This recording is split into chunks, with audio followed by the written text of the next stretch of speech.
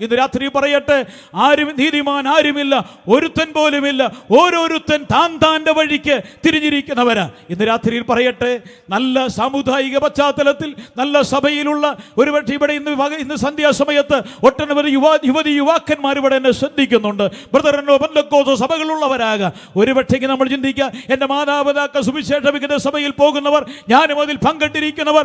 എന്നാൽ ഒരു കാര്യം ഓർപ്പിക്കട്ടെ, നമ്മളെല്ലാവരും ഒരുപോലെ താൻ്റെ വഴി തെറ്റിപ്പോയവരാ. പാപിയല്ലാതൊരു മനുഷ്യനും ഈ ലോകത്തിലില്ല. എല്ലാവരും സ്വന്തം വഴിയിലൂടെ ദൈവത്തിന്റെ വഴി വിട്ട് യാത്ര ചെയ്യുന്നവരാണ് എന്ന് തിരുവെടുത്തു പറയുക. എല്ലാവരും ഒരുപോലെ വഴി തെറ്റിപ്പോകുന്നവനാ. അതുകൊണ്ടാണ് ലൂക്കോസ് സുവിശേഷം 15-ാം അധ്യായം 13-ാമത്തെ വാക്യത്തിൽ മുടിയും പുത്രനെ കുറിച്ച് പറയുമ്പോൾ, അവൻ നാളുകൾ കഴിയും മുമ്പേ ഇളയ മകൻ സകലവും സ്വരൂപിച്ച് ദൂരദേശത്തേക്ക് യാത്രയായി അവിടെ ദുർനടപ്പുകാരനായി ജീവിച്ചു. ദൂരദേശത്തേക്ക് പോയി ദുർനടപ്പുകാർ. ഇന്നെല്ലാവരും ദൂരദേശത്തേക്ക് പോയിക്കൊണ്ടിരിക്കുക. സാഹചര്യങ്ങളും സാധ്യതകളും ഒക്കെ ഉണ്ടല്ലോ.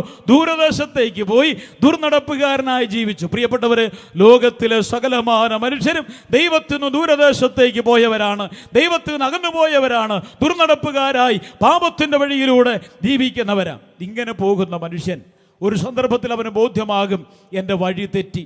അവന് തിരിച്ചു വരണം എന്നുള്ളൊരു ബോധമുണ്ടാകും. അതുകൊണ്ട് സങ്കീർത്തനങ്ങൾ 27-11-ാമത്തെ വാക്യത്തിൽ വഴിതെറ്റിപ്പോയ മനുഷ്യൻ്റെ ഒരു പ്രാർത്ഥനയുണ്ട്. യഹോവേ, നിന്റെ വഴി എന്നെ കാണിക്കണമേ, എൻ്റെ ശത്രുക്കൾ നിമിത്തം നേരെയുള്ള പാതയിൽ എന്നെ നടത്തണം. ദൈവമേ, ഞാൻ വഴിതെറ്റിപ്പോയവനാ, എന്നെ വഴി കാണിക്കണമേ എന്നുള്ള ഒരു പുരാതന ഭക്തൻ്റെ പ്രാർത്ഥന. ഞാൻ വഴിതെറ്റിപ്പോയിരിക്കുക, വഴി എനിക്ക് കാണിച്ചു നൽകണമേ എന്നൊരു പ്രാർത്ഥന. ഇത് രാത്രി പ്രിയപ്പെട്ടവരെ, മനുഷ്യൻ ദൈവത്തിൻ്റെ വഴിതെറ്റി പാപത്തിൻ്റെ പാതയിലൂടെ പാലായനം ചെയ്തു പോകുന്ന മനുഷ്യൻ്റെ പ്രാർത്ഥനയാണ്, ദൈവമേ, നിന്റെ വഴി എനിക്ക് കാണിച്ചു നൽകണം. ലോകത്തിൽ അനേകം ആൾക്കാർ വഴി കാണിക്കുന്നവരാണ് എന്ന് പറഞ്ഞു വന്നിട്ടുണ്ട്. ഫിലോ എന്ന് പറയുന്ന തത്വജ്ഞാനി തൻ്റെ പഠിപ്പിക്കലുകളെ പറഞ്ഞത് ദ റോയൽ വേ, രാജകീയ വഴി എന്നാണ് അദ്ദേഹത്തിൻ്റെ പഠിപ്പിക്കലുകളെ അദ്ദേഹം തന്നെ പറയുവാനിടയായത്. കൺഫ്യൂഷ്യസ് തൻ്റെ പഠിപ്പിക്കലുകളെ പറഞ്ഞത് ടാവോ ദ വേ, വഴി എന്നാണ് അതേക്കുറിച്ച് പറയുവാനിടയായത്. ലോകത്തിൽ വന്ന സകല മഹാരഥന്മാരോ ദാർശനികന്മാരോ തത്വചിന്തകന്മാരോ ഉപദേഷ്ടാക്കന്മാരോ ദൈവത്തിങ്കിലേക്കുള്ള വഴി കാണിച്ചു കൊടുക്കുവാൻ ആർക്കും സാധിക്കാതിരുന്നപ്പോൾ വഴിമുട്ടി നിന്ന മനുഷ്യന്റെ മുമ്പിൽ ഈ ലോകത്തിലേക്ക് വന്നുകൊണ്ട് യേശു തമ്പുരാൻ പറഞ്ഞു, ഞാൻ തന്നെ വഴിയും സത്യവും ജീവനുമാകുന്നു. ഇന്ന് രാത്രി പ്രിയപ്പെട്ടവരെ, ദൈവത്തിൻ്റെ അടുക്കലേക്ക് മടങ്ങി വരുവാനുള്ള ഏക വഴി എന്ന് പറയുന്നത് കർത്താവായ യേശുക്രിസ്തുവാകുന്ന വഴിയിലേക്ക് ഇന്ന് രാത്രി പ്രവേശിക്കുവാൻ ഞങ്ങൾ നിങ്ങളോട് ആഹ്വാനം ചെയ്യുക. അവൻ ഒരു വഴിയല്ല, ഐ ആം ദ വേ, ഞാൻ മാത്രമാണ് വഴി, ഏക സത്യ വഴി. ദൈവത്തിൻ്റെ അടുക്കലേക്ക് മടങ്ങി വരുവാനുള്ള ഒരേ ഒരു വഴി, പാത തെറ്റി പോകുന്ന പാപിയായ മനുഷ്യന് പറുദീസയിലേക്ക് പോകുവാനുള്ള ഏക വഴി കർത്താവായ യേശുക്രിസ്തുവാ. ഇന്ന് രാത്രിയിൽ യേശുക്രിസ്തുവാകുന്ന വഴിയിലടുക്കലേക്ക് കടന്നു വരുവാൻ ഇടയാകട്ടെ. മാത്രമല്ല, ഇത് എന്ന് പറയുന്നത് ദൈവം കാണിച്ചു നൽകിയ വഴിയാണ്.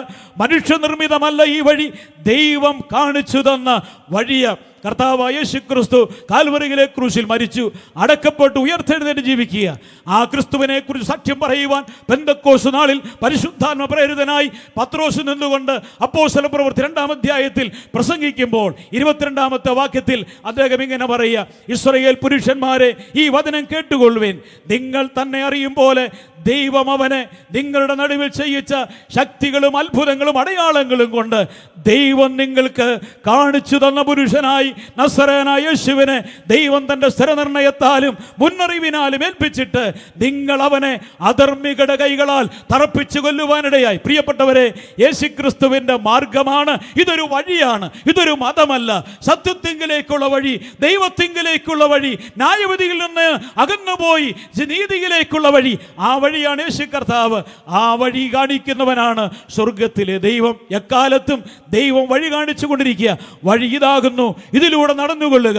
ഇസ്രായേൽ മക്കൾ മരുഭൂമിയിലൂടെ യാത്ര ചെയ്തപ്പോൾ പകൽ മേഘസ്തംഭത്തിൽ അവർക്ക് വഴി കാണിച്ചു കൊണ്ടിരുന്നു എന്ന് നമ്മൾ തിരുവെഴുത്തിൽ വായിക്കുക. പ്രിയപ്പെട്ടവരെ, ദൈവം എക്കാലത്തും വഴി കാണിക്കുന്നവർ. ഇന്ന് രാത്രിയിൽ കർത്താവ് യേശുക്രിസ്തു കാൽവരിയിലെ ക്രൂശിൽ മരിച്ചു. അടക്കപ്പെടുന്നതിന് മുമ്പ്, ഉയർത്തെഴുന്നേൽക്കുന്ന മുമ്പ് കർത്താവ് ഞാൻ പോയി കഴിഞ്ഞാൽ മറ്റൊരു കാര്യസ്ഥനെ അയക്കും, പരിശുദ്ധാത്മാവിനെ കുറിച്ച്. യോഹന്നാന്റെ സുവിശേഷം 16-ാം അധ്യായം 13-ാമത്തെ വാക്യം. അവിടെ നമ്മളിങ്ങനെയാണ് വായിക്കുന്നത്: സത്യത്തിന്റെ ആത്മാവ് വരുമ്പോഴോ അവൻ നിങ്ങളെ സകല സത്യത്തിലും വഴി നടത്തും. യോഹന്നാന്റെ സുവിശേഷം 16-ാമത്തെ വാക്യത്തിൽ അവൻ വന്നു കഴിഞ്ഞാൽ പാപത്തെക്കുറിച്ചും നീതിയെക്കുറിച്ചും ന്യായവിധിയെക്കുറിച്ചും ബോധ്യം വരുത്തും. ഇത് രാത്രി പ്രിയപ്പെട്ടവരെ, പാപത്തെക്കുറിച്ച്, നീതിയെക്കുറിച്ച്, ന്യായവിധിയെക്കുറിച്ച് ബോധ്യം വരുത്തുന്നതായ പരിശുദ്ധാത്മാവാൻ ദൈവം ഇന്ന് രാത്രി നിങ്ങളുടെ പാപത്തെക്കുറിച്ച് നിങ്ങൾക്ക് സുബോധം വരുത്തുന്നുവെങ്കിൽ യേശുക്രിസ്തുവിന്റെ അടുക്കൽ വരിക.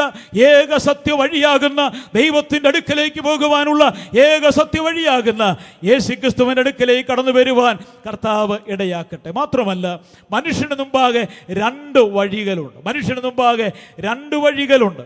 മത്തായിയുടെ സുവിശേഷം 7-ാം അധ്യായം 13-14 വാക്യങ്ങൾ നമ്മളിങ്ങനെ വായിക്കുന്നു: ഇടുക്കുവാതിലൂടെ അകത്തു കടപ്പിൻ, നാശത്തിലേക്ക് പോകുന്ന വാതിൽ വീതിയുള്ളതും അതിൻ്റെ വഴി വിശാലവും അതിലൂടെ കടക്കുന്നവർ അനേകരുമാകുന്നു.